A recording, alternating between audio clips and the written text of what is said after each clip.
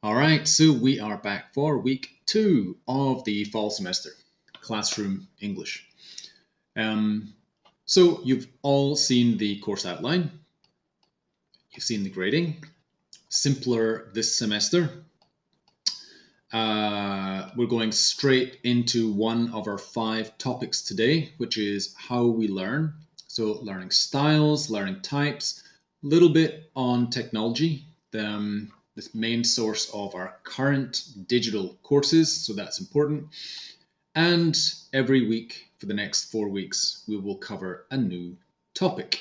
And those topics are also listed in your Google Classroom site. So when you go to, well, if I'm in English here and I look at classwork, you will see the different topics for our next, well, this class plus the next 4. Okay, while we're here, now this is my English major. Please make sure you're in the right major. I've had several register for the wrong class. So, for example, if you are English major, of course, your name should be here. So at the moment, it says 18 students. Hopefully that is correct. Skynet, sorry, you're in the wrong class. And please, if possible, register with your Korean name in Korean or in English, so it's easier for me to find. I don't want to watch the Terminator every time I try to find Skynet. Okay, so that is people. Just to go through the different people. So that's English. Computer, it says here I've got 15 students. Hopefully we're good. Feel free to add an icon or face. It doesn't look like a face, it looks like a cake, but that makes it even easier for me to identify you. Special education, it says here I have 14 students. Now again, I haven't checked against the register on the Canvas site yet, but hopefully you're in the right class. Music, it says here I have 15, I should have 16. I've invited you, Cafe Latte 5512, Skynet. Make sure you take your invitation. So names are all good. So this kind of housekeeping is important for me at the moment because soon we'll be doing Excel sheets and things for assessments where I need to make sure I find you easily. So John, well, that makes it harder for me to find you without a full name. So I prefer, if possible, your Korean name. Gim Gim. Again, this is registered in your Google account, so you would need to go back to your Google account and probably change your name. I'm not sure if it updates automatically, but hopefully it does to save me a bit of a headache. So it's art, 15 students. Practical arts, it says here I've got 13 students only. Not sure if everyone has registered. And education, it says here 14. So, right. So again, that might cause problems because it doesn't look like a Korean name, but as far as I know, I have no foreign students, no exchange students for the time being. So again, check your names.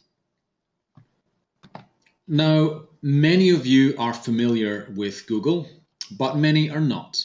So it looks like most of you now have signed up for your classes. There's only 4 tabs with Google. Stream is where everybody sees, your whole major can see. So if you post your language assessment result here, everyone can see that. So I'd recommend you just go back and delete it. I'll leave you to do that, Hyunji. And some of you had trouble finding where to post it. Well, the easiest place was simply alongside your self-intro video. So when you went to that and if I clicked on somebody, hello, I'm going to share your face with everybody, and you put your, it could be a file over there or a comment down below. Private comment. That's private. So only you and me can see that. Sorry. Yeah. See, I can't recognize that. I can tell you are Korean, but please update your name so it's something I can recognize. Right. One other thing, please make sure the email that you have is registered and is up to date. So here I've updated somebody, it could be the same student actually. I've sent them their scores. So sometimes you get a score immediately, like the question that I posted.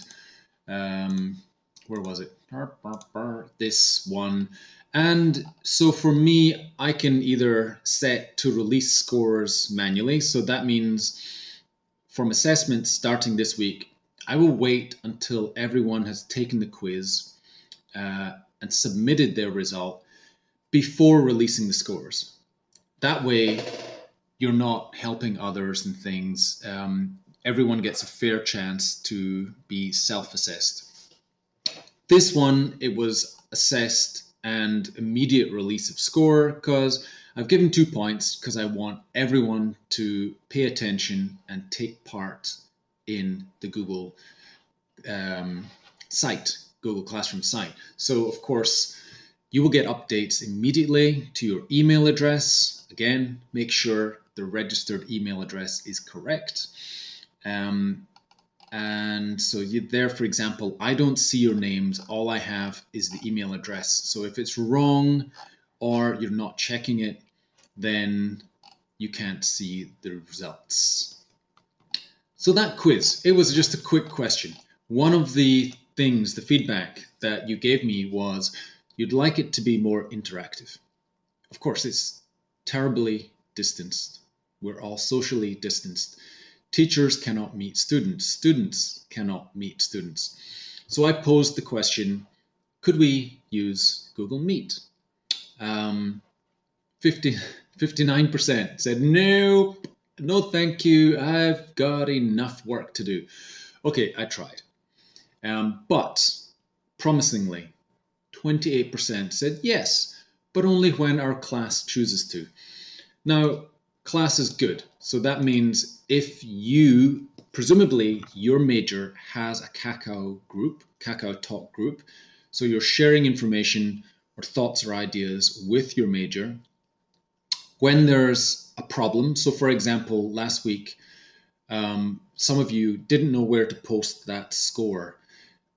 Some of you couldn't access the file, and I think that was partly my fault. Maybe I hadn't set the Google Drive file sharing access correctly, and I amended that during the week. But there were other ways to access the file, of course. So for example, on my website, you could see the file there. So use the website dnuece.weebly.com.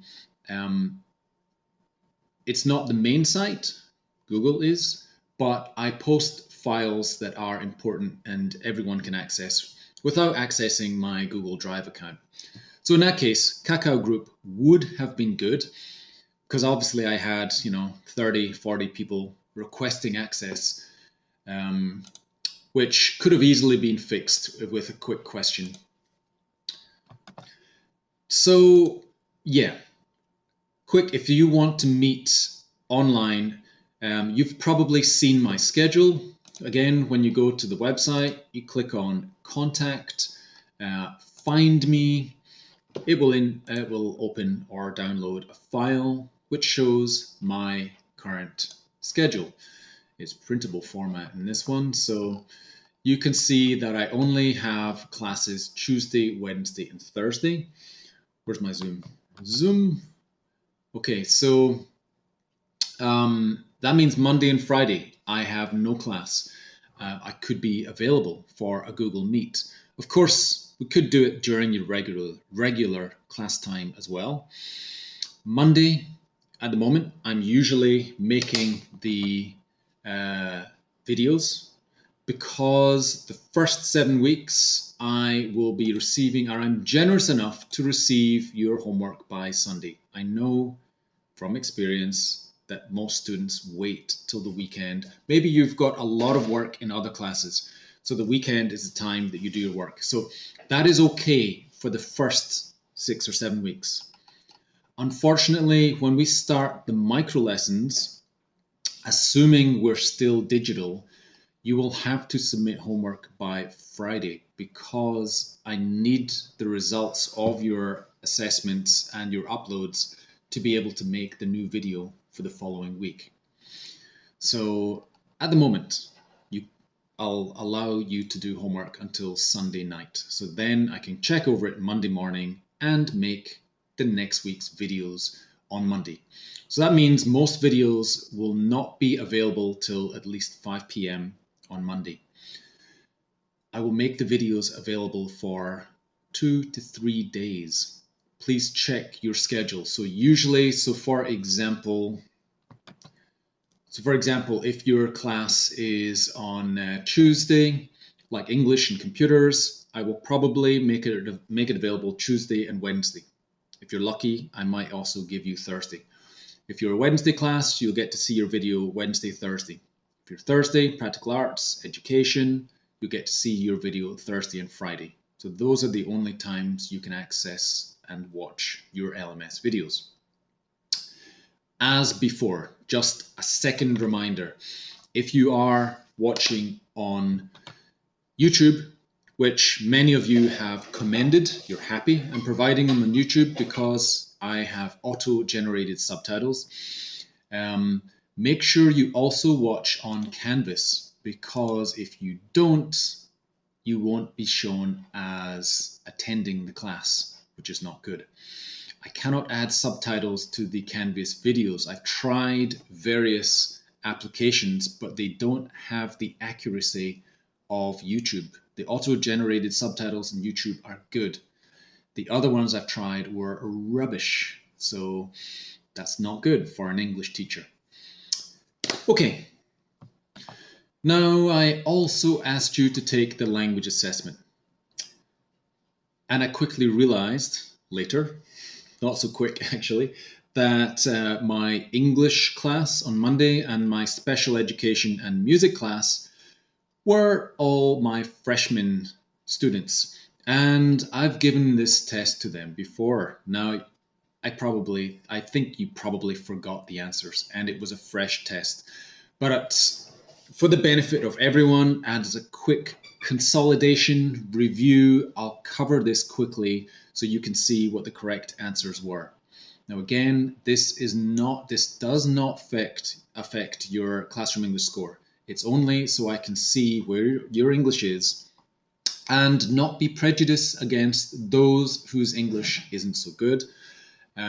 But also, if we have any pair work, group work, I can put you with the right partners. So here are the quick answers. Could you tell me your surname? Would you like me to spell it? This plant looks dead. It only needs some water. I hope it doesn't rain. So do I. You're going to come inside soon, in a minute. Who gave you this book, Lucy? I bought it. Okay, I'm not going to read them all, actually. I'll just show you what the answers are. So let's cover this as quickly as possible. And here we are for page 2. I'll let you review these in your own time. Okay, so that's numbers 5 to 10. Okay, some of them are a little unusual situations, like that's my coat over there, here you are. Probably in, it's like you go to a club or a place where you leave your jacket at the door. All you disco or nightclub goers, I don't know if you do that in Korea actually, but we do, or have done in Britain. Okay, there's the other ones. This one's a little confusing. It would be yes, I would. Yes, I shall is the wrong modal, so I don't mind, would be the best answer. Okay, so page 4, slip, watch you don't slip. What else? Bring your camera, right. Where are we? Paul arrived at the shop. Right, just and right are very close. Right is more specific, a shorter period of time. Right at the moment I fell. Here, closing a shop takes some time. It's not just an immediate event. And the last page. Is there plenty of food? She's always complaining. Mind the step. Same as mind your head. if there's a low doorway for tall people. By all means, stay the night. And no wonder. No surprise is a little similar, but this case, no wonder.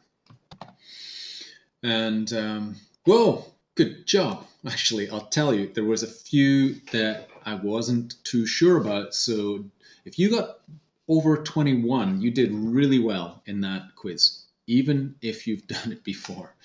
Okay, so that hopefully you've posted alongside your self-intro video. And I will take a note for any future projects or assessment, things that affect assessment. Okay, how we learn. Apologies if I'm moving a little fast. Lots to cover and not much time. So I'll be as concise, as clear as possible. Now, how we learn cannot be covered in one short video.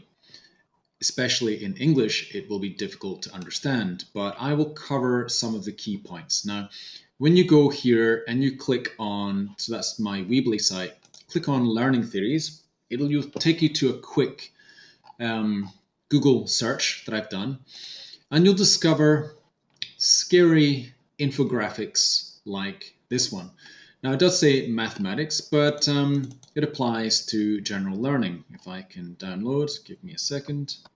So the point of showing you this is not to make your hair fall out and not to scare you. It's just to make you aware of the number of different schools of thought that influence education and learning. So it goes through all of these. If we just go from left to right, social anthropology, how society, how being with people affects your learning. Organization, education, Montessori being one of the older and first schools of English in Korea and working out of Europe. John Dewey, you've probably heard, working through experiential or experiencing your craft. That's the goal of which I do the micro lessons. The idea being that to experience what it's like to teach, in this case, your peers, you learn rather than just studying it, you're doing it. And we go through various fields of like constructivism, social constructivism, you've probably heard, building knowledge through working with others. And that brings in people like Piaget that you've studied and Vygotsky, scaffolding, learning through building your knowledge from others. And the ZPD, again, who you're with, which is difficult, unfortunately, in these digital times, but that's the idea behind project work. And going down through Brunner, linguistics, psychology, we'll mention Howard Gardner briefly about multiple intelligences theory, how different aspects of your intelligence can be developed rather than the one idea that IQ is your intelligence. There are multiple ones like social intelligence and emotional intelligence. And Howard, we've got Bloom there with Skinner, B.F. Skinner, behaviorism, just by doing, practicing, speaking, repeating language, you build understanding. It's a complex diagram. Don't memorize it, but be aware that there are so many influences for not just teaching English, but the whole gamut of teaching. A more user-friendly diagram might be this Venn diagram, which boils or summarizes it down to these three, starting with behaviorism, the B.F. Skinner we talked about, doing things and simply repeating. The teacher is the center of the classroom and students practice for English class, repeating and learning through grammar forms. Constructivism is more what I attempt with my, especially micro lessons. You learn by doing, you learn in the classroom, you learn by teaching others. So I'm the guide and it's a learner-centered classroom. Cognitivism is more kind of like what we're doing right now. It's individualized. It has to be because we're socially distanced. I have to assess what you're learning because by not seeing you, I don't know what you understand. You can't ask me any questions. So it says they're taught at your level. Well, unfortunately, it's still class-based. So I'm delivering one video to all students. It's not really individualized. But in every case, I think students should be in charge of the learning. So that's where if you have any problems, questions, communicate with me.